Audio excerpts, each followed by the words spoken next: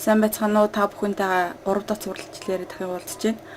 Манай өнөөдрийн хичээл нийлүүлэгчтэй тээврийн нөхцөлөд тогтож худалдаа авах гэрээ байгуулах гэсэн сэдвээр үргэлжлэнэ. За түрүүний хичээлүүд бид нийлүүлэгчээ олоод үнийн саналаа аваад төлбөр тооцоог нөхцөлөд тогтсон байгаа бол дараагийн нөхцөлд нь бид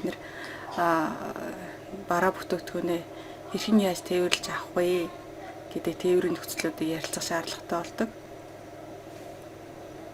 За дэлхийн нийтээр хэрэглэгддэг Incoterms буюу олон улсын тээвэрлэлийн нөхцлүүд гэж байдаг. За Incoterms нөхцөл нь өөрөө нийтдээ 13 нөхцөлтэй 4 бүлэгт хуваагддаг. За энэ хуудсан дээр бид та бүхэнтэй тээвэрлэлтийн хэлбэрүүдээс хамаарат Incoterms-ийн нөхцлүүд хэрхэн хэрэглэгддэг вэ гэдгийг хувааж харуулсан байна. За энэ хуудсан дээр бид Incoterms-ийн зарим нэг өргөн хэрэглэгддэг нөхцлүүдийн талаар товч монгол тайлбарыг оруулсан байгаа. За EXW, POP гэд хэмтчлэн. Ер нь бол үзэгчид та бүхэн уншигчид бүгдээрээ Incoterms-ийн талаар илүү дэлгэрэнгүй цаашаа судлан унших шаардлагатай. Ягаад гэхээр энэ бид зөвхөн 4 нөхцөлийн талаар товчхон монгол тайлбарыг оруулсан байгаа. Гэтэл үнэндээ нэг нөхцөлийн цаана бол нэлээд нарийн дэлгэрэнгүй чиг үүргийн нөхцөлтийг зааж өгсөн байдаг. Худалдаа авагч нийлүүлэгчийн 2 талын.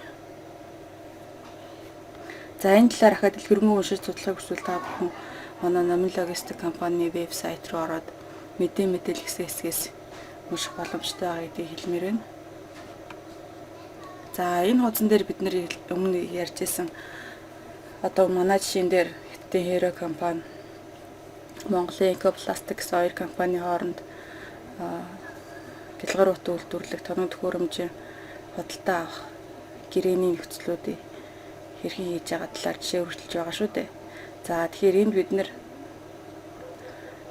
хоёр компани маань хоорондоо тохиролцоод EXW тээвэрлэлийн нөхцөлтэйгээр ELC төлбөр тооцны нөхцлөөр худалдаа авах гэрээх хоорондоо байгуулсан байгаа тухайг харуулсан байна. За энэ хичээл маань маш товчхон энэ төрөд өндөрлөж байгаа. Гэтэл дараагийн хичээл дээр бид маш чухал хичээлийг орно. Энэ юу гэхээр импортын процессын хамгийн эцсийн шат буюу олон улсын тээврийн компаниудад танд ямар үйлчилгээнүүдийг үзүүлдэг вэ? Ингийн танд ямар ашиг тустай вэ гэдгийг илүү сайн ойлгомжтой оруулж ирж өгнө.